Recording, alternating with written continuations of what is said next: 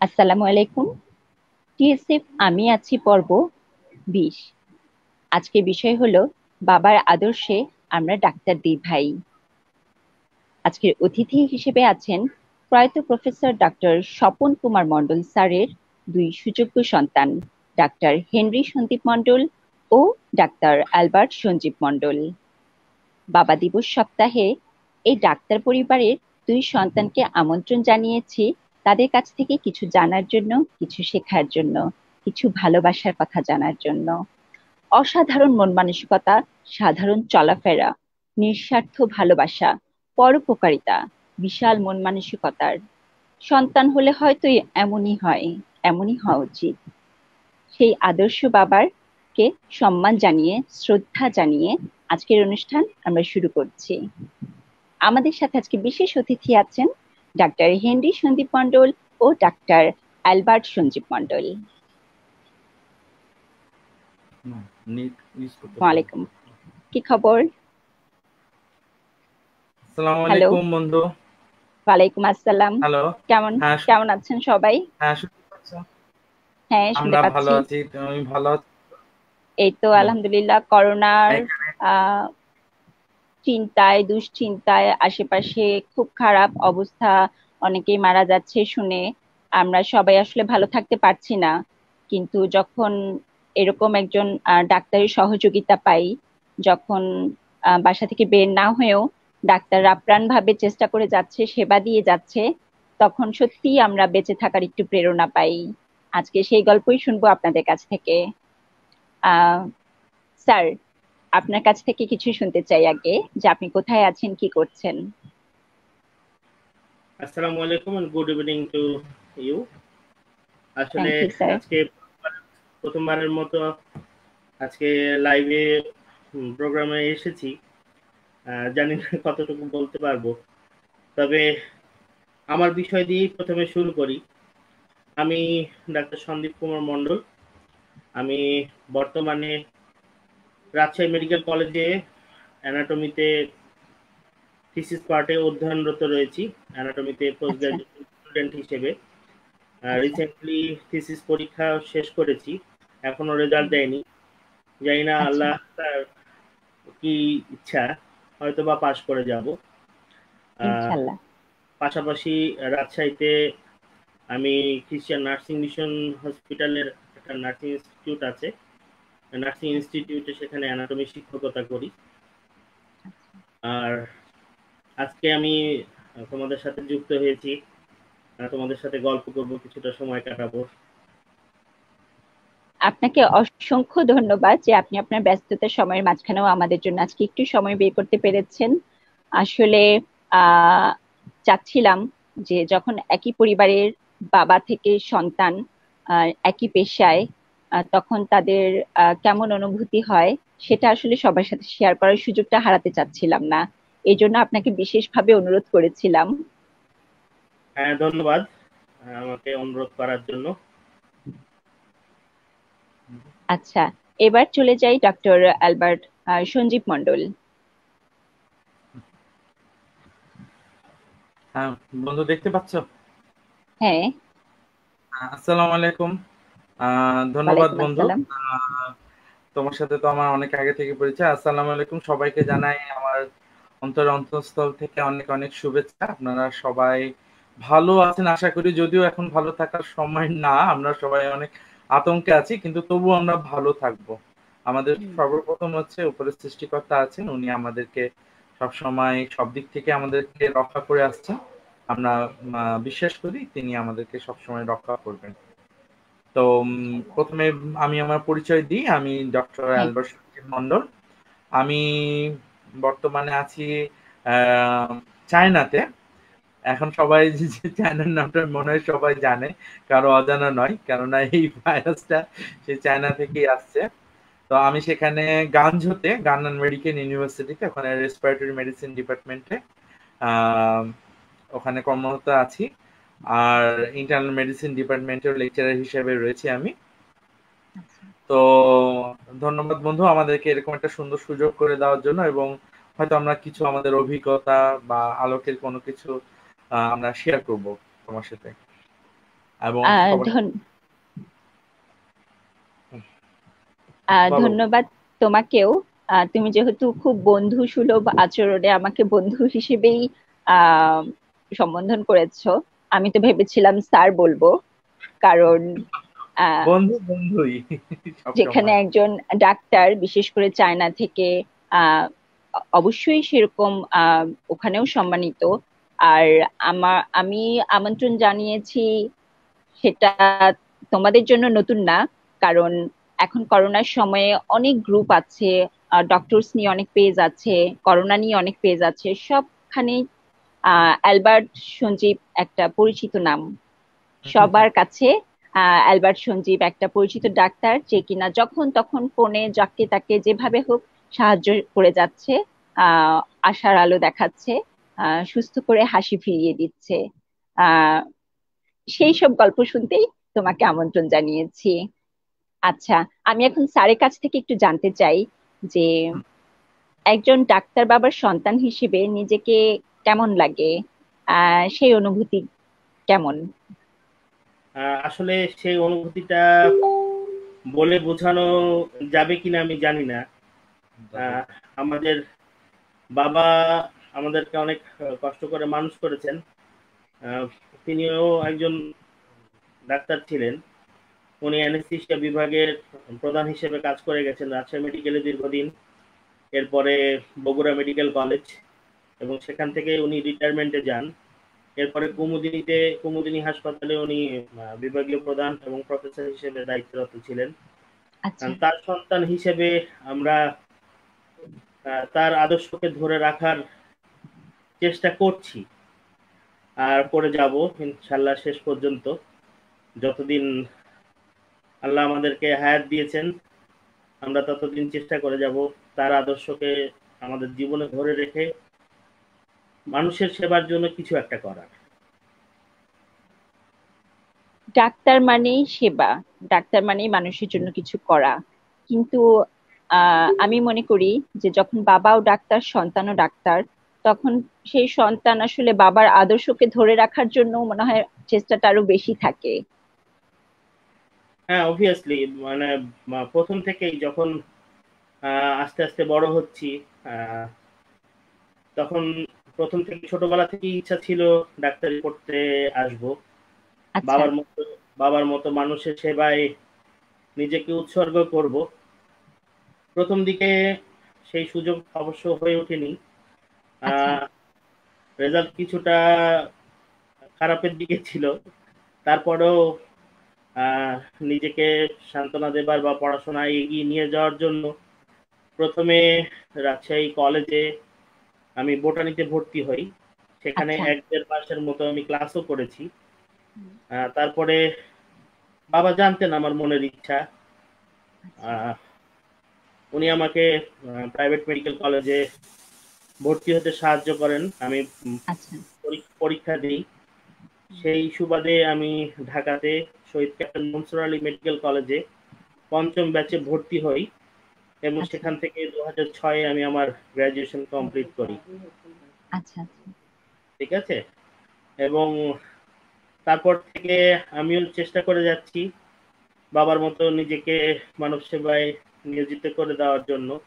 এবং 2006-এ পাশ করার পর প্রথমে আমি রাজশাহী মেডিকেল কলেজে আসি, এবং সেখান থেকে সার্জারিতে 6 মাসের আমি পোস্ট গ্রাজুয়েশন ট্রেনিং নিই, এবং আমি আমার মেডিকেল কলেজে পরবর্তীতে 6 মাস পরে আমি ফেরত যাই, এবং আচ্ছা। এখান থেকে আমি প্রায় 2 বছর জীবন 2 বছর সার্জারিতে আমি ওখানে সিএ হিসেবে কর্মরত ছিলাম, এবং আচ্ছা। তারপরে আমি সেখান থেকে কুমুদিনীতে আসি, এবং এরপরেই কুমুদিনীতে আসার পর আমার মেন আর কি ট্র্যাকে ঢোকা, অ্যানাটমির ভালোবাসায় হঠাৎ করে পড়ে যাই, এবং এই সাবজেক্টে ক্যারিয়ার করব বলে চেষ্টা করি, এবং তারপর থেকে 2 বছর কুমুদিনীতে শিক্ষকতা, এবং এরপরে রাজশাহীতে আসি বার্ন মেডিকেল কলেজে, এবং সেখান থেকে আমি পোস্ট গ্রাজুয়েশনে চান্স পাই জুলাই 14 সেশনে, এবং রিসেন্ট আমি থিসিস ফাইনাল পরীক্ষা দিয়ে উঠেছি। আচ্ছা। স্যার, আপনার সাফল্যের সবটুকুই জানতে পারলাম। তবে আমি টিএসএফ এর আমি যেটা করি, টিএসএফ এ আমি যারা আছে, বিশেষ করে আমি বাচ্চাদের জন্য, বাচ্চা বলতে 0 থেকে 20 বছর, যারা এস্টাবলিশড না, তো ততটুকু বয়স পর্যন্ত আমি বাচ্চাই বলবো। তো সেই সব বাচ্চাদেরকে ভালো কিছু পয়েন্ট ধরিয়ে দিই, বা ভালো পথ দেখাই, বা ভালো কিছু মানুষের ভালো গুণাবলীগুলি তাদেরকে তুলে ধরি, যেন তারা তাদেরকে জীবনটা সুন্দরভাবে সাজিয়ে তুলতে সেখান থেকে কিছু শেখে। তো আপনার এই জীবনের গল্প থেকে আমি একটা খুব সুন্দর পয়েন্ট খুঁজে পেলাম, যে হয়তোবা আপনি রেজাল্টের জন্য পিছিয়ে পড়েছিলেন, আপনার স্বপ্ন পূরণ করতে পারেননি, কিন্তু তারপর আপনার চেষ্টার কমতি ছিল না। পাশাপাশি ছিল বাবার ভালোবাসা, বাবার কিছুটা সহযোগিতা, যার জন্য আজকে আপনি আপনার স্বপ্ন পূরণ করতে পেরেছেন। সেটাই।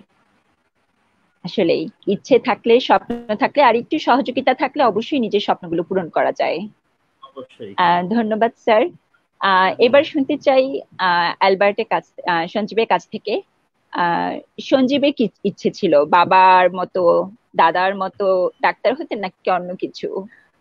আমার খুব মজার একটা গল্প আছে এটা নিয়ে। আমি বলতেছিলাম কিছুক্ষণ আগে বাসাতে আলোচনা, যে ও যখন আমাকে জিজ্ঞাসা করবে যে তোমার ছোটবেলায় কি হওয়ার ইচ্ছা ছিল, তো এখানে এটা নিয়ে মজা হবে। তো ছোটবেলা থেকে আমার খুব ইচ্ছা ছিল আমি পুলিশ হব। আচ্ছা আমার খুব ইচ্ছা ছিল আমি পুলিশ হব।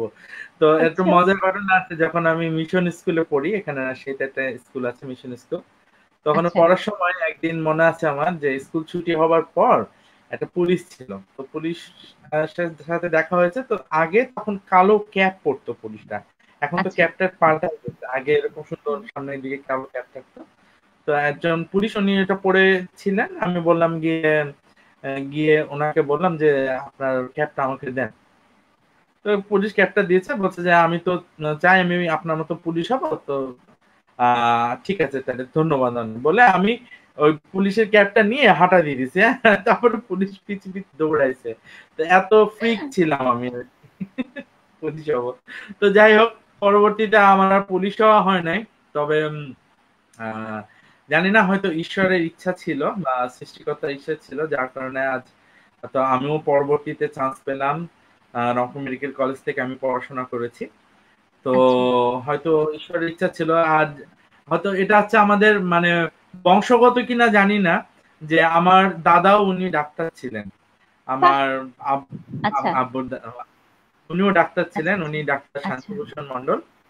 উনি আচ্ছা কলকাতা থেকে এমএ পাশ করে আসছিলেন।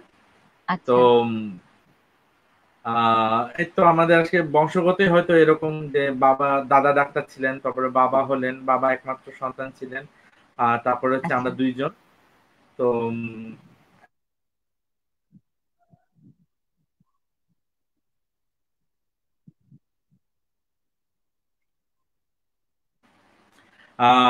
এই আজকে আমরা ডাক্তার, এটার জন্য আমাদের বাবার অনেক এবং অবদান রয়েছে। মার অনেক অবদান। বাবা মা আমাদেরকে ছোটবেলা থেকে স্বপ্ন দেখতে শিখিয়েছে, সেটা কিভাবে বাস্তব হয় সেটাও শিখিয়েছে। তো বাবার একটা কথা, যে আজকে তুমি বললা, বাবার একটা কথা খুব মনে পড়ে। বাবা সবসময় একটা কথা বলতো, যে ভালো ডাক্তার বা খুব ভালো স্টুডেন্ট তো সবাই হতে পারে, তো জীবনে একটা কথা তুমি সবসময় মনে রাখবা, যে আদর্শ নিয়ে আসলে আমরা বড় হয়েছি, যে প্রথমে আগে নিজেকে একটা ভালো মানুষ হিসেবে প্রতিষ্ঠিত করবা, তারপরে একজন ভালো ডাক্তার হবা। এটাই তোমার জীবনের সার্থকতা। তো আমরা সারা জীবন এই কথাটাই আমি সবসময় বলি। আমিও যখন আমার চায়নাতে যখন আমি ক্লাস নিই স্টুডেন্টদেরকে সবসময় একটা কথা বলি, যে কেউ যদি ভালো মতো পড়াশোনা করে সে তো অবশ্যই একটা ভালো ডাক্তার হবে ভালো বা কিছু ভালো হবে, ইঞ্জিনিয়ার হবে, কিন্তু প্রথমে আগে একটা ভালো মানুষ হিসেবে নিজেকে মানুষ হতে প্রতিষ্ঠিত হবে। করে তারপরে একটা ভালো ডাক্তার হবা। তো এটাই হচ্ছে আসলে মেসেজ আর কি। খুবই সুন্দর একটা শিক্ষা ছিল। আসলেই আদর্শ বাবারা হয়তো এরকম সুন্দর শিক্ষা দিয়েই সন্তানদের মানুষ করে। আমরা সেই গুণগুলি শিখতে চাই, আমরাও আদর্শ বাবা মা হতে চাই। আহ তোমার আহ স্বপ্নটা পূরণ কিন্তু হয়েই গেছে, হ্যাঁ। পুলিশ কিন্তু এই করোনা বলো, 71 সালের যুদ্ধ বলো, বা যে কোনো সময় পুলিশ কিন্তু জনগণের সেবাই দিয়ে যায়। তুমিও ডাক্তার হিসেবে জনগণের সেবাই দিচ্ছ। আর পুলিশ মেনলি যেটা করে হচ্ছে যুদ্ধ করে, হ্যাঁ, করোনার সাথে ফাইট করে। তো তুমি কিন্তু এখন ফাইট করার সুযোগ পেয়ে গেছো, তো তোমার পুলিশের স্বপ্নটাও কিন্তু পূরণ হয়ে গেল। সেই আর কি, পরোক্ষ। পরোক্ষভাবে, প্রত্যক্ষভাবে না হোক পরোক্ষভাবে। হ্যাঁ, পরোক্ষভাবে এবার সেই করোনা তোমার সেই স্বপ্নকেও পূর্ণ করে দিল। আসলেই তাই। আসলে তখন যখন ফার্স্ট অ্যাটাক শুরু হয়, করোনা যখন প্রথম অ্যাটাক শুরু হয়, তখন তো আমি চায়নাতেই আছি। খুব আতঙ্কে ছিলাম। জানুয়ারি 17 তারিখ থেকে আম ফেব্রুয়ারি 10 তারিখ পর্যন্ত আমরা লকডাউন হিসেবেই ছিলাম। ফেব্রুয়ারি 11 আচ্ছা তারিখে আমি ওখান থেকে ছাড়পত্র পাই যে আমি বাংলাদেশে আসতে পারবো। তখন আমি আচ্ছা। বাংলাদেশে আসি।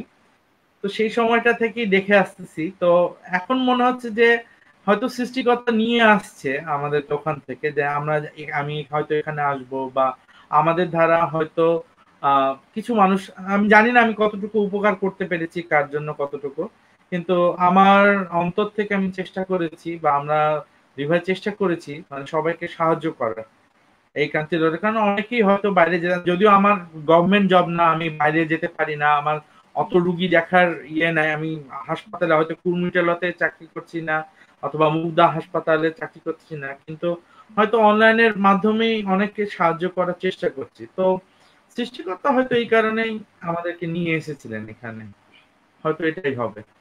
সেটাই, হয়তো এটাই তোমার ভাগ্যে ছিল, তাই তোমার ভাগ্য তোমাকে এখানে নিয়ে এসেছে।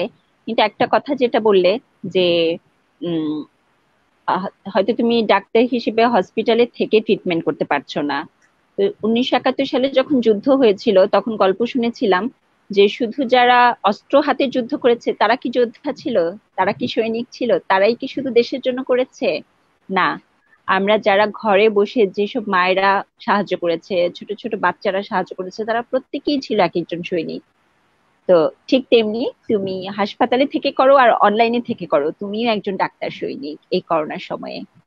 আর তোমাকে আর হচ্ছে সন্দীপ স্যারকে আর আহ, আমাদের প্রিয় শ্রদ্ধেয় প্রফেসর ডক্টর স্বপন কুমার মন্ডল স্যারকে, সাথে সমস্ত ডাক্তারদের, হাসপাতালে যারা আছেন ডক্টর, নার্স, সেবিকা হিসেবে আহ, জড়িত সমস্ত কর্মীদেরকে আমাদের বাংলাদেশের সবার পক্ষ থেকে, টিএসএফ এর পক্ষ থেকে সেলুট। ধন্যবাদ, ধন্যবাদ, ধন্যবাদ। আসলে ধন্যবাদ। ধন্যবাদ তোমাকে। আহ সেই। না স্যার, আমি আসলে আহ, আমার মেইন ইচ্ছেটা হচ্ছে এটাই যে আমরা সবাই জানি করোনায় কি করতে হবে, আমরা সবাই জানি ভালো কাজ কি কি করতে হবে, কিন্তু অভ্যাস করা, আমরা অভ্যাসটা কম করি। আমরা জানি বড়দের দেখলে সালাম দিতে হয়, কিন্তু অনেক সময় সালাম দেওয়া হয় না। আমরা জানি যে ভালো কথা বলতে হয়, থ্যাংক ইউ বলতে হয়, বাট অনেক সময় থ্যাংক ইউ বলতে ভুলে যাই, বলা হয়ে ওঠে না। আমি চাচ্ছি অভ্যাসগুলো করাতে। তো যেহেতু আপনারা সেলুট প্রাপ্য, সো আমি চাই লাইভে সবার পক্ষ হয়ে, টিএসএফ এর পক্ষ হয়ে, পুরো বাংলাদেশের পক্ষ হয়ে সেলুট জানাতে। এটা জানাবোই। এবং যেন আমাকে অ্যাটলিস্ট এটা দেখে যেন সবার ইচ্ছে হয় সেলুট। আমি আহ বিশ্বাস করি যে লাইভে যারা দেখছেন তারাও মনে মনে আপনাদের সবাইকে সেলুট জানাচ্ছে। ধন্যবাদ। আচ্ছা, এখন তো করোনায় ফেসবুকে, গ্রুপে, মেসেঞ্জারে নানা রকম ভাবেই আপনারা সেবা দিয়ে যাচ্ছেন। সেই সময় সেবা দিতে গিয়ে কি কি সুবিধা ফেস করছেন বা কি কি অসুবিধা ফেস করছেন সেগুলো সম্পর্কে একটু জানতে চাই। অ্যাকচুয়ালি করোনার জন্য আমরা যে সমস্ত অনলাইন সেবা দিয়ে যাচ্ছি, এতে অ্যাকচুয়ালি আমরা চেষ্টা করছি যে মানুষকে মোটিভেট করার, এবং পার্সোনাল হাইজিন যেন মেনে চলে সেগুলোর জন্য আমরা মানুষকে মোটিভেশন করার চেষ্টা করছি। যারা অলরেডি করোনায় ডিজিজড আক্রান্ত হয়ে গেছে তাদেরকে আমরা বিভিন্নভাবে চিকিৎসা দিয়ে সহযোগিতা করার চেষ্টা করছি, যেন তারা ভালো থাকতে পারে, ইনফেকশন থেকে দূরে থাকতে পারে, কোনো রকম শ্বাসকষ্টের সমস্যা থেকে দূরে থাকতে পারে, ইমিউনিটি বুস্ট আপ করতে পারে, এবং পার্সোনাল হাইজিন মেনটেন করতে পারে। কতজন এরকম হাইজিন মেনটেন করে চলছে সেটা আমরা অ্যাকচুয়ালি জানি না। এবং আমাদের দেশের পরিপ্রেক্ষিতে আমরা দেখতে পাচ্ছি এখন করোনা চতুর্দিকে ছড়াতেই আছে, যার প্রকোপ আমাদের সারা বিশ্বের সাথে সাথে আমাদের বাংলাদেশেও এটা বাড়ছে। অতএব আমাদের সকলকে আরো বেশি সাবধানতা অবলম্বন করে চলতে হবে, এবং যে কোনো সমস্যায় ডাক্তারের পরামর্শ নিতে আমি সকলকে পরামর্শ দিব যেন নিজে থেকে আগ বাড়িয়ে অনেক অনলাইনে ওষুধপত্র পাওয়া যায়, বিভিন্ন রকমের ওষুধ আমরা বাজার থেকে কিনে খাচ্ছি বা ব্যবহার করছি, এরকমটি যেন না হয়। আমরা যেন সবসময় ডাক্তারের পরামর্শ গ্রহণ করি এবং তাদের পরামর্শ মতো চলার চেষ্টা করি। কেননা একজন ডাক্তার হিসেবে যখন সে একটা মানুষ গড়ে ওঠে বা আমরা যখন গড়ে উঠেছি, আমরা অবশ্যই মানে আমাদের শেষটুকু দিয়ে চেষ্টা করব আমরা একজন পেশেন্টকে ভালো করে তোলার। আমরা কখনো তাদের খারাপ চাই না এবং যার কারণে আমরা এই সেবায় এসেছি। অতএব সকলকে আমি বলবো যে ডাক্তারদের সেবা তারা গ্রহণ করেন এবং তাদের পরামর্শ ছাড়া যেন কোনো ওষুধপত্র গ্রহণ না করেন, যেটা তাদের শরীরের জন্য অনেক ক্ষতিকর হবে। আমরা সাধারণত সচরাচর এখন যে সমস্ত ট্রেন্ড দেখতে পাচ্ছি, অনলাইনে বিভিন্ন ধরনের ওষুধপত্রের কথাবার্তা বলা হচ্ছে। অনেকে ম্যালেরিয়ার ড্রাগ, হাইড্রোক্সিক্লোরোকুইন, তারপরে বিভিন্ন খুন মারার ওষুধ যেমন আইভারমেকটিন খাচ্ছে, তারপরে বাজার থেকে ডেক্সামেথাসোন ওষুধ কিনে খাচ্ছে। অ্যাকচুয়ালি ডেক্সামেথাসোন ওষুধ আমরা যেটা ইউজ করি, এটা একদম এন্ড স্টেজ একটা ড্রাগ। আমরা ডাক্তার হিসেবে সবাইকে দিই যে এটা একটা লাইফ সেভিং ড্রাগ হিসেবে। অনেকে এটা মুরগির মতো ব্যবহার করছে। প্যারাসিটামল যেমন আমাদের আজকে প্যারাসিটামল বা অমিপ্রাজল গ্যাসের ওষুধ বলো, সেটা আমাদের এখন বাজারেও অ্যাভেলেবল এবং সস্তা। এখন পাড়ার দোকানেও এটা ওটিসি হিসেবে বিক্রি হচ্ছে। আচ্ছা, এখন সেই জন্য আমরা সাজেস্ট করছি যেন সবসময় ডাক্তারের পরামর্শ মতো আপনারা ওষুধপত্র গ্রহণ করেন এবং মানুষজন যেন আরো বেশি সচেতন হয় এবং নিজেদের পার্সোনাল হাইজিনটাকে তারা মেনটেন করার চেষ্টা করেন। পার্সোনাল হাইজিন সম্পর্কে আর কিছু নতুন করে বলার কিছু নাই, অনলাইনে এখন অনেক কিছু পাওয়া যাচ্ছে।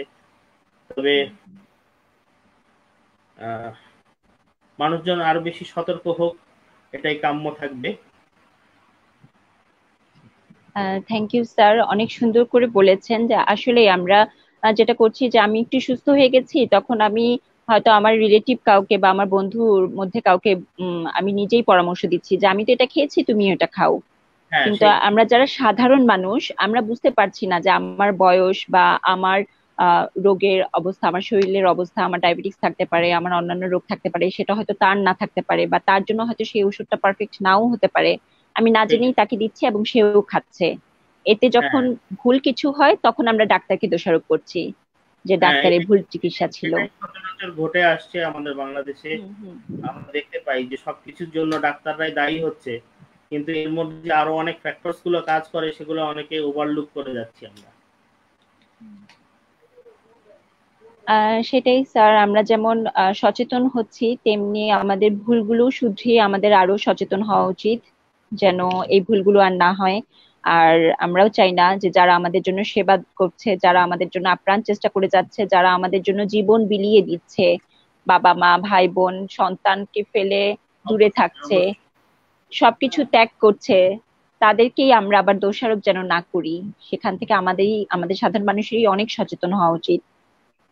সেটাই আহ জানতে চাই জানতে চাই ডাক্তার সঞ্জীব, তোমার কাছে জানতে চাই যে তুমি তো এখন অনলাইনে অনেক সেবা দিচ্ছ, আহ দুই একটা আহ অভিজ্ঞতা সম্পর্কে একটু জানতে চাই। কেমন রোগী পাচ্ছো, বা কেমন রোগী বেশি হচ্ছে, বা আসলে আহ কোন সেবাটা বেশি হচ্ছে এই অবস্থায়, বা যদি কোনো উপদেশ দেওয়ার থাকে।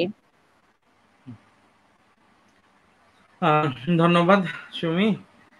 আসলে তো এখন অনলাইনে যে সেবাটা আমরা দিয়ে যাচ্ছিলাম গত প্রায় 2-3 মাস ধরে আমরা অনলাইনে সেবা দিচ্ছি, বিভিন্ন রোগীর সাথে কথা বলছি। তো আমাদের মেইন যে ফোকাসটা ছিল যে কোভিড পেশেন্ট নিয়ে। প্রথমতই হচ্ছে যে করোনা ভাইরাস তো একটা গোটা বিশ্বে মহামারী হিসেবে চলে আসতেছে বা একটা ট্রেন্ড চলতেছে। তো এখন এখানে মেইন যে কথাটা হচ্ছে, প্রথম যেটা কথা, হয়তো অনেক পেশেন্ট আমরা পাচ্ছি এবং গত 2-3 মাসে প্রায় 800 থেকে 900 রোগীর সাথে এরকম আমরা ডিল করেছি, বিশেষ করে আমি পার্সোনালি বলতে চাই। তো অভিজ্ঞতা বলতে যে প্রথমে সবার কাছ থেকে যেটা বুঝলাম যে আমরা সবাই আতঙ্কিত আসলে, যে সবাই রাইট। হয়তো মনে করছে যে করোনা হলেই হয়তো আমি শেষ, আমি আর বাঁচবো না। আসলে কিন্তু তা না। বহির্বিশ্বের মতো আমাদের দেশে কিন্তু সেরকম হচ্ছে না যে হলেই সবাই মারা যাচ্ছে বা আমরা মারা যাব, এমন কিন্তু হচ্ছে না। আসলে প্রথম আমি একটা মেসেজ দিতে চাই সবাইকে যে করোনা হলে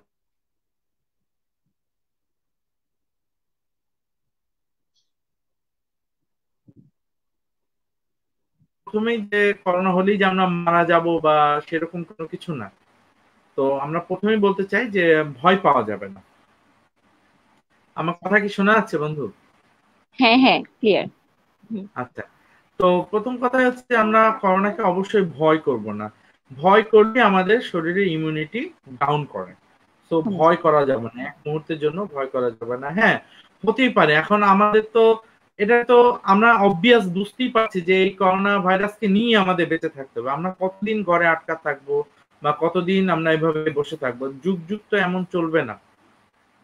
তো আমরা তো বুঝতেই পারছি যে আমাদেরকে এটা নিয়ে বেঁচে থাকতে হবে, এবং যতদিন পর্যন্ত না কোনো ভ্যাকসিন আবিষ্কার হচ্ছে ততদিন পর্যন্ত আমাদের আসলে কিছুই করার নেই। আমাদের শুধুমাত্র সচেতন থাকতে হবে। এই সচেতনতাটাই আমাদেরকে অনেক দিক থেকে আমাদেরকে রক্ষা করবে। তো আমি সবাইকে বলতে চাই যে সচেতন থাকুন, আপনারা ভয় পাবেন না, আপনারা কোনো কিছু গোপন করবেন না। অনেকেই আছে, আমি এরকম অনেক পেশেন্ট পেয়েছি যে স্যার আমার তো সিমটম মনে হচ্ছে করোনা, তো আমি বলছি আপনার টেস্ট করান।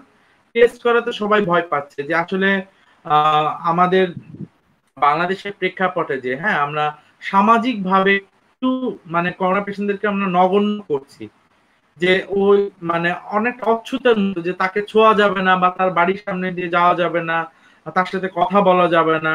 এমন তো না আসলে ব্যাপারটা। আজকে হয়তো আমি সুস্থ আছি, কাল তো আমি সুস্থ নাও থাকতে পারি, তাই না? তো আমাদেরকে চিন্তা করতে হবে, সবসময় ভাবতে হবে যে আমরা সুন্দর কথাগুলো ভাববো।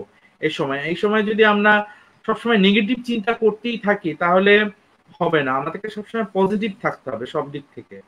আর আমরা যদি পজিটিভ থাকি, আমরা যদি এক মানসিক ভাবে দৃঢ় থাকি, তাহলে অবশ্যই আমরা এখন তো মোটামুটি একটা যুদ্ধ করছি না আমরা সবাই, শুধুমাত্র আমি না, সবাই মিলে যুদ্ধ করছি আমরা। সবাই যত মিলে। স্বাস্থ্যকর্মী আছে, যত পুলিশ আছে, যত সাংবাদিক আছে, আমরা ঘরে বাইরে আমরা সবাই এক একজন ফাইটার। আমরা কার বিরুদ্ধে ফাইট রাইট। করছি? এই করোনা ভাইরাসের বিরুদ্ধে ফাইট করছি এবং এই সিচুয়েশনটার বিরুদ্ধে ফাইট করছি। তো আমরা সবাই ফাইটার। এই ক্ষেত্রে আমরা যদি ভয় পাই তাহলে তো হবে না। কারণ আমরা বুঝতেই পারছি আমরা এত লকডাউন চলছে, এত স্বাস্থ্যবিধি, হাত ধুবো, এটা মেনটেন করবো, এটা মেনটেন করবো, কিন্তু তারপরেও কি আমরা রক্ষা পাচ্ছি? আমরা তো কোনো না কোনো ভাবে আক্রান্ত হচ্ছি। এখানে আমাদের ভয় পাওয়ার কোনো কারণ নেই, আমরা ভয় পাবো না। কথা হচ্ছে আমাদের যদি সৃষ্টিকর্তা লিখেই থাকে আমাদের ভাগ্যে যে আমাদের করোনা ভাইরাস আমি আক্রান্ত হবই, তাহলে আমি হবই। এক্ষেত্রে কেউ আমাদেরকে রক্ষা করতে পারবে না। কিন্তু তাই বলে তো আমরা গা ভাসিয়ে চলবো না। আমরা আমাদের যে সমস্ত স্বাস্থ্যবিধি আছে সেগুলো মেনে চলবো। এখন তারপরেও যদি হয় তাহলে তো আমাদের এটাকে অ্যাকসেপ্ট করতে হবে, আমরা তো এটাকে ইগনোর করতে পারবো না। কিন্তু আমাদেরকে সাবধানে চলতে হবে। আমরা তো জানি, আমরা এত সবকিছু দেখছি, আমরা বাইরে যাব না, নির্দিষ্ট দূরত্ব মেনটেন করব, মাস্ক ইউজ করব, সবসময় ঘন ঘন হাত ধোয়ার অভ্যাস করব, তাহলেই তো আমরা এটাকে এটা বিরুদ্ধে আর কি লড়াই করতে পারবো। সেটা তো পারবো প্রতিরোধ না, করতে এটা পারবো। হুম, এটাই আর কি। তো আমার প্রথম আচ্ছা। সাজেশন সবার জন্য যে আমরা ভয় পাবো না। আমরা আলোচনা করব আরো, আমার হয়তো কিছু বলার আছে সবার উদ্দেশ্যে, সেগুলো আমি বলবো। কিন্তু কথা হচ্ছে যে আমরা ভয় পাবো না, ভয় পেলে চলবে না। কখনোই আমরা ভয় পাবো না, আচ্ছা, আমাদের প্রথম কথাটা মনে রাখতে হবে। ঠিক আছে। হ্যাঁ, তুমি শুনতে পাচ্ছ? আচ্ছা, আমরা সালাম জানিয়েছে, অনেক কিছু লিখেছে। হ্যাঁ, আমি শুনতে পাচ্ছি। আহ জেরি কোয়েল লিখেছেন, মামা প্রাউড অফ ইউ। আয়েশি আর আমি দেখছি।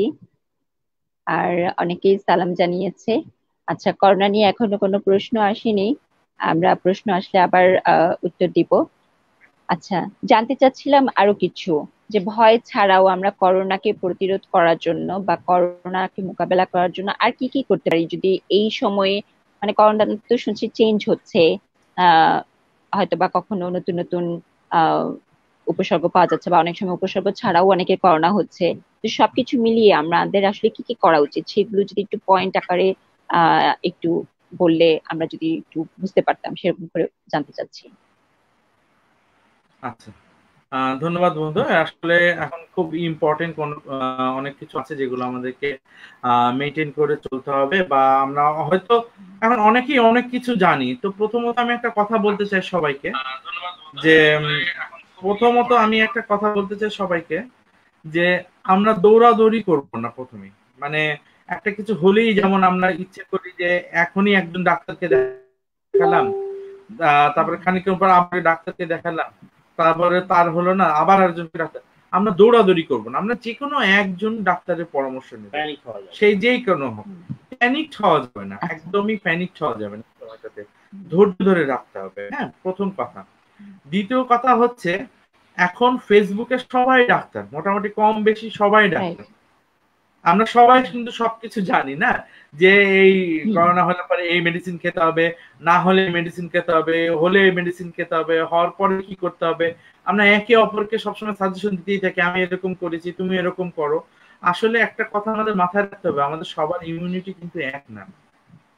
আমাদের প্রত্যেকটা শরীরের প্রত্যেক জনের ইমিউনিটি আলাদা আলাদা। আমাদের সবার একটা ওষুধ আমার হয়তো শরীরে কাজ করছে, আরেকজনের শরীরে তো নাও কাজ করতে পারে। আমি অ্যান্টিবায়োটিক একটা অ্যাজিথ্রোমাইসিন খাচ্ছি, আরেকজনের শরীরে অ্যাজিথ্রোমাইসিন নাও কাজ করতে পারে, তার শরীরে সেফিক্সিম কাজ করতে পারে। তো আমরা সব সময় একজন ডাক্তারের পরামর্শ ওষুধ খাবো। অবশ্যই কখনোই কারো পরামর্শ ওষুধ খাবো না যে উনি অ্যাজিথ্রোমাইসিন খেয়ে ভালো হয়ে গেছেন, হয়তো আমিও অ্যাজিথ্রোমাইসিন খেয়ে ভালো হবো, বা উনি আইভারমেকটিন খেয়ে ভালো হয়ে গেছেন, আমিও আইভারমেকটিন খেয়ে ভালো হবো। এই কথাগুলো কিন্তু আসলে খুবই ভুল। আসলে এটা হিতে বিপরীত হচ্ছে। বিশেষ করে কিছুদিন আগে ডেক্সামেথাসন নিয়ে অনেক লেখালেখি হলো।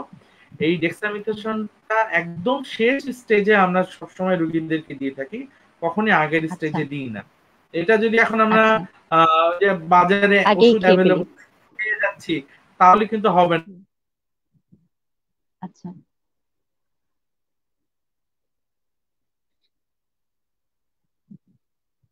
হিসেবে আমরা খাচ্ছি, আমাদের করোনা হলো না, কিন্তু করোনা পরবর্তীতে আমাদের দেখা যাচ্ছে যে কিডনি ফেলিওর হতে পারে, হার্ট ফেলিওর হতে পারে, হ্যাঁ, তারপরে হচ্ছে কুশিং সিনড্রোম হতে পারে। তখন আমরা কি করব?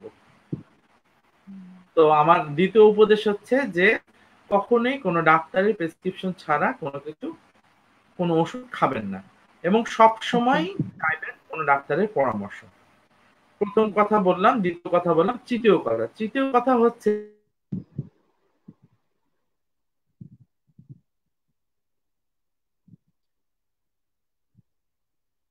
করোনা, আজকে এতজন আক্রান্ত, আজকে এতজন মারা গেল, আজকে এইগুলো বন্ধ করেন। এগুলো মানসিক ভাবে আমাদেরকে খুব দুর্বল করে ফেলে। এই মানসিক ভাবে দুর্বল আমাদের হওয়া যাবে না। তৃতীয় কথা এটা, আমরা সবসময় মেন্টালি স্ট্রং থাকবো, যে যাই হোক না কেন উপরে সৃষ্টিকর্তা আমাদের ভাগ্যে যা লিখেছেন সেটাই হবে, এর বাইরে কোনো কিছুই হবে না। কিন্তু যতটুকু আমাদের করার ততটুকু আমরা অবশ্যই করব, এর বাইরে তো আমাদের কোনো কিছু করার নেই বা পাওয়ারও নেই। তো আমাদেরকে এগুলো মেনে চলতেই হবে। তো বন্ধু, এটা হচ্ছে মেন কতগুলো মেসেজ।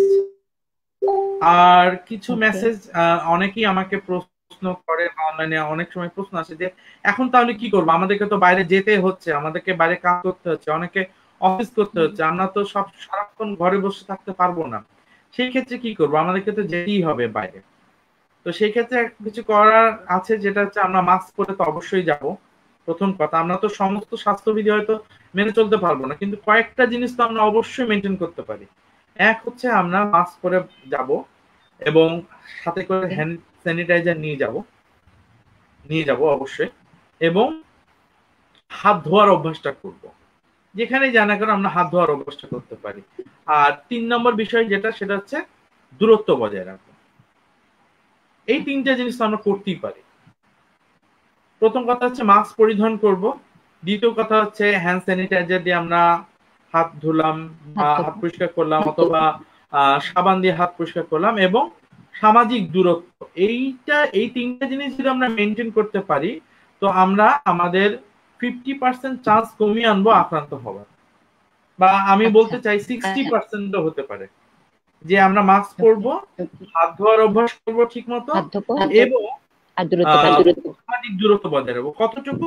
3 ফুট বা 6 ফুট। 6 ফুট হয়তো আমরা পারবো না, কিন্তু কমপক্ষে 3 ফুট দূরত্ব বজায় রাখতেই হবে আমাদেরকে। এই তিনটা সিম্পল জিনিস যদি আমরা মেনটেন করে চলি, তাহলে অবশ্যই আমরা এর বিরুদ্ধে মোকাবিলা করতে পারবো, সেফ থাকতে পারবো। আর আরেকটা পরামর্শ আমি সবাইকে দিতে যাচ্ছি, যে আমরা তো বাইরে যাচ্ছি, বাইরে থেকে ফিরছি বাসায় ফেরার পর কি করব আমরা? হ্যাঁ, এটা হয়তো আমার নিজস্ব মতামত, আমি জানি না এটার কোনো সায়েন্টিফিক ব্যাখ্যা আছে কিনা, কিন্তু আমার যেহেতু মনে হয় যে করোনা দ্বারা যত আক্রান্ত হয়েছে, ম্যাক্সিমাম রোগীর জন্য যেটা খুব ভালো কাজ দিয়েছে সেটা হচ্ছে ভ্যাপার নেওয়া। আমরা সবাই কিন্তু জানি এখন ভ্যাপারটা নেওয়া, এটা সবাই আমরা জানি। আর একটা হচ্ছে গরম চা অথবা গরম পানি বা গরম কোনো কিছু খাওয়া। তো আমরা বাসায় ঢোকার পরে প্রথম কাজই থাকবে আমাদের যে আমরা জুতা স্যান্ডেল সবকিছু খুলে টুলে সমস্ত কিছু পরিষ্কার করে, কিভাবে পরিষ্কার করতে হবে সেটাও জানি। তো আমরা তারপরেই গোসল করে নিচ্ছি, তাই না? গোসল করে ফেলছি, কাপড় চোপড়টা ভিজাই ফেলতেছি, সেটা ভিজায় রাখতেছি, 2-3 ঘন্টা ভিজায় রাখার পর সেটা আমরা ধুয়ে ফেলবো। তো আমরা গোসলও করলে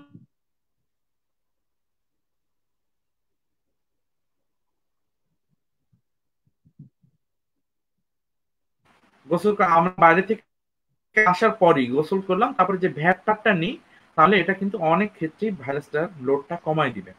এবং আমি সেদিনকে আরেকটা গ্রুপে এরকম আলোচনা করতে করতে বেশ মজা করে বললাম যে যদি এখন অনেকেই বলতেছে যে স্যার আমরা ভ্যাপারটা নিব কি করে, মেনথল দিয়ে নিব না মশলা দিয়ে নিব? আমি বলছি হ্যাঁ ভালো, মশলা দিয়ে নিলে তো ভালোই হয়, লং, আদা, তারপরে হচ্ছে দারুচিনি, এগুলো দিয়ে আমরা ফুটাই ওটা ভ্যাপটা নিলাম। ভ্যাপ নিতে নিতে পানি যখন কমে আসবে, তখন ওটা দিয়ে আমরা চা বানাই ওটা খেয়ে ফেললাম। বুঝছো? তো এটাই মজা করে বলতেছিলাম যে আপনারা নেন, মশলা দিয়েও যদি নিতে পারেন তাহলে নেন, কিন্তু নেওয়ার পরে যেটা পানি থাকলো ওটাকে চা করে খেয়ে ফেলেন। অতএব যদি চাও না খেতে পারেন, আপনার গরম পানিটা খান একটু। হ্যাঁ, আর ভ্যাপার নেওয়ার তো নিয়ম আমরা সবাই জানি, মোটামুটি সবাই শিখেই ফেলেছি। আমরা মুখ দিয়ে নেব এবং নাক দিয়ে ছাড়বো, এটা কিন্তু মনে রাখতে হবে। হ্যাঁ, নাক মুখ দিয়ে নিলাম, কিন্তু যখন ছাড়াটা হচ্ছে মুখটা বন্ধ করে তারপরে ছাড়বো, তাতে প্রেসারটা বেশি পড়বে। হ্যাঁ, বেশি পড়াবে, বেশি লাংসের ভিতর পর্যন্ত পর্যাপ্ত পরিমাণ এরিয়া পর্যন্ত ওটা যাবে, রেসপিরেটরি ট্র্যাক্টের মানে ম্যাক্সিমাম অংশটা কভার করবে। আমরা যদি নাক দিয়ে এত ছাড়ি তাও হবে, অনেকে সহ্য করতে পারে না। অনেক দেখা যাচ্ছে আমরা নাক মুখ দিয়ে নিলাম, কিন্তু ছাড়ছি মুখ দিয়েও নাক দিয়ে কিভাবে, কিন্তু যদি আমরা নাক দিয়ে ছাড়ি তাহলে প্রেসারটা আমরা বেশি পাবো। হ্যাঁ, ওটার ইফেক্টিভিটিটা বেশি হবে। হ্যাঁ, এটাই আর কি মেসেজ। আর কি আমরা এখন কি করতে পারি? তো আমরা তো এখন সবসময় ঘরেও বসে থাকতে পারবো না, আমাদেরকে বাজারে যেতে হচ্ছে, নিত্য নৈমিত্তিক কাজে যেতে হচ্ছে, অফিস যেতে হচ্ছে, অনেকে বিজনেস আছে তাদের বিজনেস করতে হচ্ছে। আমরা তো সারা জীবন এভাবে ঘরের মধ্যে লকডাউন থাকবো না, আমাদেরকে সবাইকেই বাইরে যেতে হবে আলটিমেটলি। আর আমরা হয়তো এটা বুঝে গেছি যে এই ভাইরাসটাকে নিয়ে আমাদের বেঁচে থাকতে হবে। কতদিন? যতদিন পর্যন্ত না ভ্যাকসিন আবিষ্কার হচ্ছে বন্ধু, ততদিনই এই ভাইরাসকে নিয়ে আমাদের বেঁচে থাকতে হবে। আর আমরা দোয়া করব। বিশেষ করে বাচ্চাদের প্রশ্ন, এটা বিশেষ করে বাচ্চাদের প্রশ্ন, আম্মু আর কতদিন থাকবো এভাবে, আর কতদিন এরকম বন্দি থাকবো? যতদিন পর্যন্ত না ভ্যাকসিন আবিষ্কার হচ্ছে, আমাদেরকে এই রূঢ় সত্য কথাটা মেনে নিতেই হবে যে আমাদেরকে আরো বেশ কিছু সময়, আমি বলতে পারছি না কতদিনে আবিষ্কার হতে হবে এখন।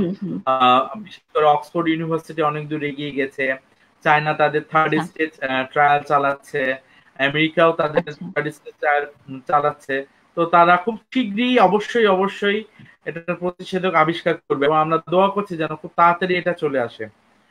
হ্যাঁ, তো আমরাও আল্লাহর কাছে প্রার্থনা করি, পজিটিভ চিন্তা করব যেন সব সময় এটা চলে আসে, আমরা কখনোই নেগেটিভ চিন্তা করবো না। যত তাড়াতাড়ি সম্ভব আমরা যেন এগুলোকে ঠিক মতো মোকাবিলা করতে পারি, এটাই চাই। তো আচ্ছা, একটা বন্ধু প্রশ্ন ছিল। প্রথমে বললাম, হ্যাঁ, একটা প্রশ্ন ছিল যে গরম পানিতে লেবু পানি, এই লেবু পানিটা খুব বেশি খেলে কি আবার অন্য কোনো সমস্যা হবে, গ্যাস বা কিডনির বা অন্য কোনো প্রবলেম হতে পারে? আচ্ছা লেবু এটা পানিটা নিয়ে আসলে সবারই একটা কতটুকু পরিমাণে প্রশ্ন খাবো? থাকে যে লেবু পানি আসলে গরম পানিতেই যে লেবু খেতে হবে এমনটা না। অনেকে জিজ্ঞাসা করে যে লেবু দিলে তো লেবু কার্যকারিতা তো শেষ হয়ে যায়, গরম পানি দিয়ে আমাদের লেবু খেতে হবে এমন না। এমন সকালবেলা উঠে একটু হালকা কুসুম গরম পানির সাথে আমরা লেবু এবং মধু দিয়ে যদি খাই, সেটা খুব ভালো কাজে দেয় আমাদের। হ্যাঁ, তো আচ্ছা। আমরা এরকম লেবু গরম পানিতে লেবু মিশিয়ে খাবো না, আমরা একটু হয়তো কুসুম গরম পানিতে একটু লেবু মধু মিশিয়ে খেতে পারি, এটা আমাদের জন্য অনেক উপকারী। আচ্ছা। আর লেবু খেলে হয়তো আমাদের অ্যাসিডিটি হয়, তো আমি এই হুম। কারণে সবাইকে সাজেস্ট করি যে ভিটামিন সি সবাই যেহেতু খাচ্ছি, আমরা খাওয়ার সাথে খেতে পারি লেবুটা, ভাতের সাথে আচ্ছা। মাখাই খেলাম, হুম অথবা হুম। হচ্ছে যে নরমালি আমরা শরবত করে খেলাম, গরম পানিতে না, আচ্ছা। নরমাল শরবত, লেবু শরবত যেটা আচ্ছা। লবণ দিয়ে হোক, হুম যাদের হুম। ডায়াবেটিস আছে তারা একটু লবণ দিয়ে খেলো, আর যাদের ডায়াবেটিস নাই তারা একটু চিনি দিয়ে খেলো, সেই শরবতটা আমরা খেতে আচ্ছা। পারি। কিন্তু হ্যাঁ, আমরা গরম হুম পানি দিয়ে খেতে হবে এমন কোনো কথা নেই। হুম। ঠিক আছে, থ্যাংক ইউ বন্ধু। আচ্ছা, আমি এখন একটু স্যারের কাছে আবার যাব। হুম। স্যারের কাছে জানতে চাই যে উম, একজন ডাক্তার হিসেবে বা ডাক্তার বাবার সন্তান হিসেবে, বা এখন যে করোনায় দুই ভাই মিলে সেবা দিচ্ছেন, আপনার ছোট ভাইও আপনার পাশে এখন, এই দুঃসময়ে আপনারা দুই ভাই একসাথে আছেন, এটাও একটা সৃষ্টিকর্তার ইচ্ছে। তো এই সময়ে যখন কারো কাছ থেকে প্রশংসা শুনেন, তখন কেমন লাগে? মানুষ তো সবসময় প্রশংসা শুনতে পছন্দই করে। আমরাও মানুষের বাইরে নই, অতএব প্রশংসা পেলে ভালোই লাগে। কিন্তু আমরা জানি না যে মানুষেরকে আমরা কতটুক আমরা করতে পারি মানুষের জন্য। সেটা তাদের একান্ত বিবেচনা। এখন তাদের বিবেচনার উপর নির্ভর করে আমাদের বাকিটা। আহ বাবার প্রশংসা শুনতে কেমন লাগে? বাবা এখন নেই, তারপরে যখন কারো মুখে বাবার প্রশংসা শুনেন, তখন কেমন উম, মনে হয়, কেমন অনুভূতি হয়? বাবার প্রশংসা বাবার প্রশংসা আসলে আসলে শুনতে ভালো লাগে যে উনি নেই। বিশেষ করে আমার অনেক ফ্রেন্ডস আছে যারা রাজশাহী মেডিকেল কলেজে, তারা অ্যানেস্থেশিয়া বিভাগেই আছে। তারা মাঝে আচ্ছা। মাঝে বলে যে আহ, দেখো বন্ধু, আজকে আমাদের নতুন নেম প্লেট এসেছে সরকারিভাবে। নতুন নেম প্লেটে স্যারের নামটা সবার উপরে রয়েছে, মানে বিভাগীয় প্রধান হিসেবে। ইভেন আচ্ছা। এখন পর্যন্ত বাবা যেখানে বসতেন এখনো সেখানে তার নামটা দেখি মাঝে মাঝে। অনেক আচ্ছা। ভালোই লাগে দেখতে। আর কিছু তাই মাঝে মাঝে বলে যে যখন ডিপার্টমেন্টে নথিপত্র ঘাঁটি, তখন দেখা যায় যে সেখানে স্যার হাতে লেখা কিছু ইয়ে আছে, কাগজপত্র আছে। আচ্ছা। আমি বলেছি সেগুলো সেগুলো মানে যদি সম্ভব হয় ডিপার্টমেন্টে সংরক্ষণ করে রাখার চেষ্টা করো, অথবা যদি আমাকে দিতে পারো আমি তোমাদের কাছে অনেক কৃতজ্ঞ হব। সেটাই। বাবার প্রতি শ্রদ্ধা থেকে সব সন্তানরাই খুব প্রাউড ফিল করে যখন বাবার সম্পর্কে ভালো কিছু শুনে। আমার এই প্রশ্নটা করার কারণ ছিল যে আমরা যারা সন্তান হিসেবে আছি, আমরা আহ চেষ্টা করব যেন আমরাও এরকম বাবার মতো ভালো কিছু করতে পারি, যেন হ্যাঁ, আমাদেরকে নিয়েও আমাদের সন্তানরা একসময় গর্ব করতে পারে। হ্যাঁ, অবশ্যই সেভাবেই আমাদের জীবন ধারণ করা উচিত। এবং আমরাও আমাদের ভবিষ্যৎ প্রজন্মকে শিক্ষা দিব যেন তাদের আদর্শ এবং আমরা তাদের জন্য যা রেখে যাব সেই হিসাবে যেন তারা চলতে পারে, এবং সেভাবে যেন তারা বড় হতে পারে, এবং তাদের পরবর্তী জেনারেশন যেমন আসবে তাদেরকেও যেন সেই শিক্ষা দিয়ে যেতে পারে। ইনশাল্লাহ আমরা সেভাবেই চলার চেষ্টা করব। আচ্ছা, এখন জানতে চাই, আমরা আসলে টিএসএফ এ আরেকটা কাজ করি, বাচ্চাদেরকে শিখাই ধন্যবাদ জানানো, যে কিছু হলেই ধন্যবাদ জানাবে, সে ছোট হোক বড় বড় হোক, অল্প কোনো কাজ হোক বা যে কোনো কিছুতেই তুমি সবসময় ধন্যবাদ জানাবে। তাহলে যাকে ধন্যবাদ জানাবে সে অনেক খুশি হবে, তার মনটা অনেক বড় হয়ে যাবে। আর অবশ্যই। সেই আমি জন্য, হ্যাঁ স্যার আমি কিছু নি- বলছিলেন। না না, আমি বলছি আমি নিজেও এটা করি। আমরা পরিবারগতভাবে আমার একটি ছোট মেয়ে রয়েছে। আমি আমার মেয়েকেও এরকম শিক্ষা দিয়েছি যে কারো কাছে কোনো জিনিস যদি নাও বা কেউ যদি কোনো কিছু দেয় তাকে অবশ্যই থ্যাংক ইউ বলতে, এবং সে এটা বলা শিখেছে এবং সে এইভাবে বাহ। চলছে। তোমার কথাটা শুনে ভালো লাগলো যে তুমি এরকম ভাবে চিন্তা ভাবনা করো। আমরা কি ওর নামটা জানতে পারি বা আমরা কেউ কি দেখতে পারি? আমার ছোট মেয়ের নাম হচ্ছে সানভি। আচ্ছা। জেনিফার ভালো নাম হচ্ছে জেনিফার সানভি মন্ডল। আচ্ছা। সে এখন নার্সারিতে পড়ছে রাজশাহীতে। আচ্ছা। আমাদের সেভেন্থ অ্যাডভেন্টিস্ট স্কুল একটা আছে, সেখানে সে নার্সারিতে পড়াশোনা করে। আচ্ছা। খুবই ভালো, ওর সুন্দর ভবিষ্যতের কামনা করছি। আর স্যার বলছিলাম যে আপনি কাকে ধন্যবাদ জানাতে চান এটিএসএফ এর মাধ্যমে? আসো, তোমাকে আন্টি দেখতে চাইছে। আসো। হ্যাঁ। হ্যালো। হ্যালো বাবা। হ্যাঁ, কেমন আছো তুমি? হ্যাঁ আমি অনেক ভালো আছি। আমি তোমাকে এখনো ক্লিয়ার দেখতে পাচ্ছি না। আহ এই তো দেখেছি। হ্যালো। বাহ, হ্যাঁ, তোমার হাসিটা তো অনেক সুন্দর। Thank you. তোমার চোখগুলো আরো বেশি সুন্দর। Thank you. হুম, কেমন লাগে তোমার বাবা, কাকু, দাদা সবাই ডাক্তার? ভালো লাগে? ডাক্তার হতে ভালো লাগে? হ্যাঁ, আমিও ডাক্তার হতে চাই। তাই? তুমি ডাক্তার। বড় হয়ে কি হতে চাও? ডাক্তার। তুমিও ডাক্তার হবে? আচ্ছা, ঠিক আছে। আমরা সবাই মিলে তোমার জন্য এত এত দোয়া করব যেন তুমিও বড় হয়ে অনেক বড় একটা ডাক্তার হতে পারো। ঠিক আছে? Thank welcome. অনেক অনেক ভালো থাকো। Bye bye. you.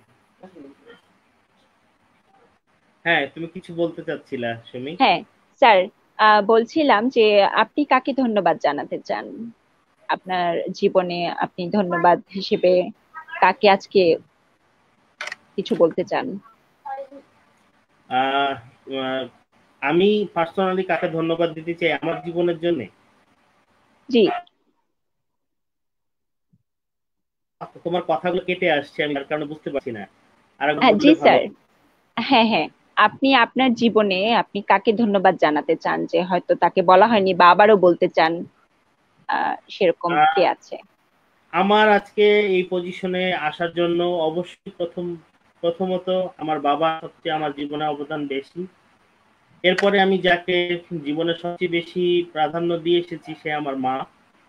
প্রত্যেকটা স্টেজে সে প্রথম থেকে আজ পর্যন্ত আমার পিছনে বটবৃক্ষের মতো এখনো রয়েছে। সেজন্য আমি আমার মাকেও ধন্যবাদ দিতে চাই, এবং তার সাথে আমার পরিবারকে, আমার ভাইয়ের বউ, হ্যাঁ, ভাইয়ের বউ, তারপরে হচ্ছে আমার স্ত্রী এবং আমার কন্যাকে, যারা এই পর্যন্ত আমার সমস্ত কাজে আমার পাশে ছিল, আমাকে বিভিন্নভাবে সহযোগিতা দিয়ে এসেছে। বিশেষভাবে আমার মা এবং আমার স্ত্রী, তারা আমার সাথে থাকেন। আমার ছোট ভাই, তুমি জেনেছো যে সে চায়না থাকে তার স্ত্রী সহ। হুম হুম। আমার মা এবং আমার স্ত্রী এবং আমার কন্যার অনেক অবদান রয়েছে। তাদেরকেও আমি আমার পক্ষ থেকে ধন্যবাদ জানাতে চাই, এবং সেই সাথে আমার পরিবারের অন্যান্য যারা সদস্য রয়েছে তাদেরকেও আমি এই অনলাইনে আজকে ধন্যবাদ জানাতে চাচ্ছি। ধন্যবাদ স্যার। আমার মনে হয় আপনার এই ধন্যবাদ বার্তা সবাই পেয়ে গেছে। আহ আসলে আমি বাচ্চাদেরকে যেটা শিখাই যে ভালোবাসি কথাটা বলবে, মাকে বলবে। দেখ মা খুব ব্যস্ত বা মা খুব টায়ার্ড হয়ে আছে, মাকে জড়িয়ে ধরে বলবে মা আই লাভ ইউ, দেখবা মা অনেক খুশি হয়ে যাবে। তো আপনাকে আমি আজকে বাচ্চা বানাবো, আপনি একটু মাকে বলে দেন তো I love you. I love you মম।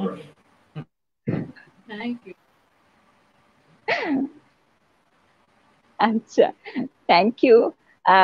আমি কথা বলতে চাচ্ছি সঞ্জীবের সাথে। সঞ্জীব, হ্যাঁ। আহ আজকাল বলুন। ফেসবুক ঘাটলে, বিভিন্ন গ্রুপ ঘাটলে, করোনা ঘাটলেই মাঝে মাঝেই সঞ্জীব নামটা দেখা যায়। সঞ্জীব স্যার, আপনাকে অনেক ধন্যবাদ। সঞ্জীব স্যার, আপনি অনেক করেছেন। সঞ্জীব স্যার, আপনি পাশে ছিলেন। সঞ্জীব স্যার, আমি কি করব। ভালো লাগে দেখতে। তখন ইচ্ছে হয় ইস আমিও যদি ডাক্তার হতে পারতাম। আমি আমার একটু গল্প বলি। সেটা হচ্ছে যে আমার আম্মুর খুব ইচ্ছে ছিল ডাক্তার হওয়ার, কিন্তু আমার আম্মু আর বিয়ে হয়ে যায় বা লেখাপড়া বেশি দূর করতে পারেনি, সবকিছু মিলিয়ে আম্মুর ইচ্ছে পূরণ করতে পারেনি। তো আমি মোটামুটি ভালো রেজাল্ট করতাম, তো আম্মুর ইচ্ছে ছিল যে আচ্ছা আমাকে ডাক্তারি পড়াবে। আমি সায়েন্সও পেয়েছিলাম, কিন্তু আমি যখন শুনেছি বড়দের কাছ থেকে যে তেলাপোকা কাটতে হবে, ব্যাঙ কাটতে হবে, সেই ভয়ে আমি সায়েন্স রেখে কমার্সে চলে আসছি। আর আজকে যখন এই পর্যায়ে এসে আমাকে সবই কাটতে হচ্ছে, অনেক কিছুই কাটাকাটি করি, কিন্তু এখন খুব আফসোস হয় যে কেন শুধু ব্যাংক কাটার ভয়ে আমি সায়েন্স নিলাম না, আম্মুর ইচ্ছে পূরণ করলাম না। তো যার জন্য হয়তো ডাক্তার পেশাটাকে আমি খুব বেশি ভালোবাসি। আহ এখন তোমার কাছে জানতে চাই, এই যে তোমার আফসোস করে না হয়তো।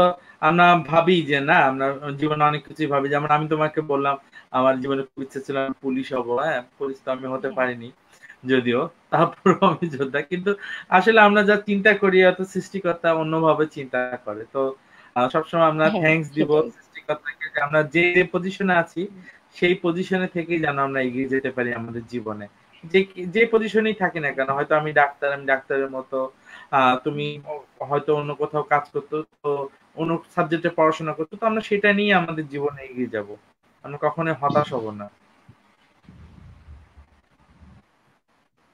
ইনশাল্লাহ আমরা হতাশ হব না। এখন তোমার কাছে জানতে চাই যে এই যে তোমার এখন তোমার এত ফ্যান বা এত সবার জন্য করছো বা সবাই যে ধন্যবাদ বলছে, হ্যাঁ, আজকে তোমার ধন্যবাদ বলার পালা। তুমি আজকে কাকে ধন্যবাদ বলতে চাও? আহ ধন্যবাদ দেওয়ার পালা যখন আসছে আমার কাছে, প্রথমেই ধন্যবাদ দিতে চাই সৃষ্টিকর্তাকে যে তিনি আমাদেরকে বাঁচিয়ে রেখেছেন, আমরা এখন পর্যন্ত বেঁচে আছি, আমরা সুস্থ শরীরে আছি। তাদেরকে ধন্যবাদ দিতে চাই, এবং ধন্যবাদ দিতে চাই আমার বাবা মাকে, যা আমাদের জন্মদাতা বাবা মা, তাদের জন্যই আমরা আজ এই পজিশনে। তারা আমাদেরকে পৃথিবীতে নিয়ে এসেছেন বলেই আমরা আজ পৃথিবীর আলো দেখতে পেরেছি, এত বড় হতে পেরেছি, হয়তো ডাক্তার হতে পেরেছি, এবং সবকিছু তার জন্য অবদান আমাদের বাবা মা। এবং তারপরে আমি ধন্যবাদ দিতে চাই আমাদের সকল আত্মীয় স্বজনকে।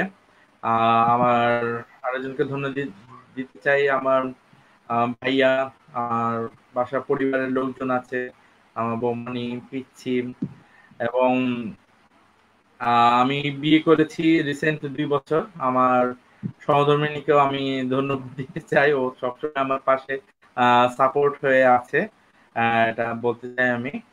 এবং আমার আত্মীয় স্বজন যারা সবাই আমাকে ভালোবাসে, এবং বিশেষ করে আমার বন্ধু বান্ধবদেরকে আমি আরো ধন্যবাদ দিতে চাই যে আমি জানি না, আমার মা সবসময় বলে আমি খুব বন্ধু প্রিয়।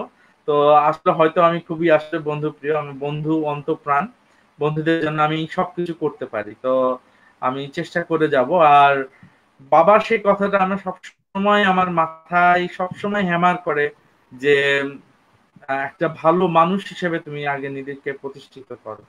তো আমি চেষ্টা করি সেই ভালো মানুষ হিসেবে নিজেকে প্রতিষ্ঠিত করতে। তো সৃষ্টিকর্তা যেন আমাদেরকে আশীর্বাদ করে, এবং আমি আমার এই পজিশনের জন্য সবাইকে ধন্যবাদ দিতে চাচ্ছি।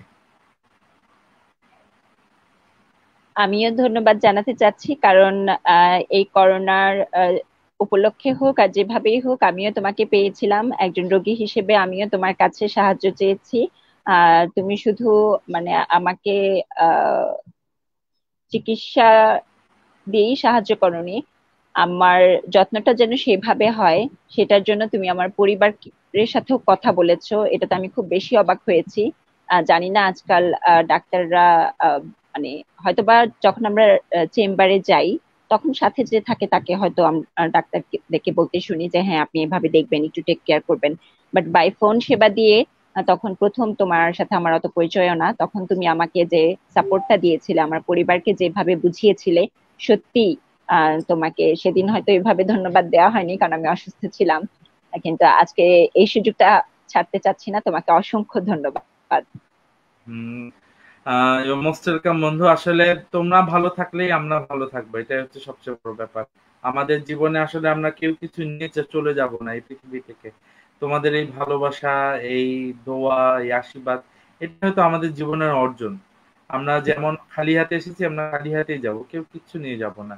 তো আমরা সবার এই আদর ভালোবাসা নিয়েই পৃথিবী থেকে যেতে চাই। আজকে বাবা দিবসে দুই ডাক্তার ভাইকে আমন্ত্রণ জানিয়েছিলাম, আমাদের সাথে আড্ডা দিলাম, বেশ অনেক কিছু জানলাম। শুধু বাবা ছেলের গল্পই না, করোনা নিয়েও অনেক গুরুত্বপূর্ণ অনেক কিছু আমাদেরকে জানিয়েছে এই দুই ডাক্তার ভাই। এখন বড় ভাই তো মাকে ভালোবাসি বললো, আমরা চাই ছোট ভাই হয়ে তুমি তোমার বড় ভাইকে আই লাভ ইউ বলো। ভালোবাসি কথাটা কিভাবে জানাবে জানাও। আচ্ছা আচ্ছা, আই আই লাভ ইউ ভাইয়া, আর আই লাভ ইউ মা। তোমরা সবসময় ভালো থাকো, আমাদেরকে আশীর্বাদ করো। বড়দের আশীর্বাদটা আমাদের অনেক বেশি দরকার, কারণ বড়দের আশীর্বাদ ছাড়া আমরা আমাদের পথটা হয়তো সুন্দর করতে পারবো না। তাই আমরা আহ যারা একটু সেলফিশ তারা একটু সেধে সেধেই আশীর্বাদ নিব, তাই না? হ্যাঁ হ্যাঁ, সেই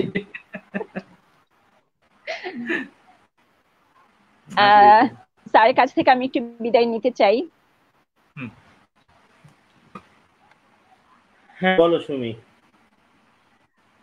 ডক্টর সন্দীপ মন্ডল স্যার, আপনি আছেন একজন অধ্যাপক হিসেবে, আপনি আছেন, আপনি শেখাচ্ছেন, আপনি চিকিৎসার অনেক কিছু হয়তোবা আরো এগিয়ে যাবেন। অনেক অনেক শুভকামনা রইল। বাবার গর্ব, বাবার আদর্শ নিয়ে সুন্দরভাবে আপনি এগিয়ে যান। এবং আপনার বাবার আদর্শে গড়া এবং আপনার দায়িত্ব কিন্তু আরো দুজন আপনার কাছে, একজন হচ্ছে ছোট ভাই, একটা হচ্ছে মেয়ে। তাদেরকেও আপনি বাবার আদর্শের মতো আপনি ছায়া দিয়ে রাখেন, সেই শুভ কামনা রইল আপনার জন্য। এবং আবারও অসংখ্য ধন্যবাদ আমাদেরকে এতটুকু সময় দেওয়ার ধন্যবাদ জন্য। সুমি তোমাকে। তোমার মাধ্যমে আমি আজকে অনেকের কাছে আসতে পারলাম, অনেককে ধন্যবাদ জানানোর সুযোগ পেয়েছি, সেই জন্য তোমাকে ধন্যবাদ। এবং ফার্স্ট ফাউন্ডেশনকেও আমি ধন্যবাদ জানাচ্ছি আমাকে এই সুন্দর সুযোগ দেওয়ার জন্য। এবং সকলে ভালো থাকুক, সুস্থ থাকুক, এবং এই করোনা কালে সবাই ঘরে থাকুক, এই প্রত্যাশা করে আজকে তোমাদের কাছ থেকে আমি বিদায় নিচ্ছি। ধন্যবাদ। ধন্যবাদ স্যার। টিএসএফ আমি আছি পর্বে আজকে বাবার আদর্শে আমরা ডাক্তার দুই ভাই, শুধু দুই ভাই না, এদেশের প্রত্যেকটা মানুষের জন্য সেবা দান করে নিজেকে উৎসর্গ করে তারা কাজ করে যাচ্ছে সমান তালে, কাঁধে কাঁধ হাত মিলিয়ে দুই ভাই যেভাবে এগিয়ে যাচ্ছে। চলুন না আমরা সবাই একে আরেকজনের ভাই হয়ে যাই, আমরাও এভাবে সেবা করে যাই। ডাক্তার, নার্স, পুলিশ, সাধারণ জনগণ হিসেবেও যে যেখানে যে অবস্থায় আছি সে অবস্থায় থেকে আমরা প্রত্যেকজন এক একজন সৈনিক হয়ে যাই। আমরা সবাই মিলে যদি চেষ্টা করি অবশ্যই এই করোনাকে আমরা মোকাবেলা করতে পারবো, আর অবশ্যই এই করোনা একদিন চলে যাবে। এই করোনাকে প্রতিরোধ করে আমরা সুন্দরভাবে আবার আমাদের সুন্দর পৃথিবী ফিরে পেতে চাই।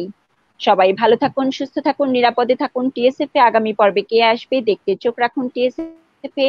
সেই পর্যন্ত সবাই ভালো থাকুন, আজকে এখানেই বিদায় নিচ্ছি। আল্লাহ হাফেজ। আল্লাহ হাফেজ।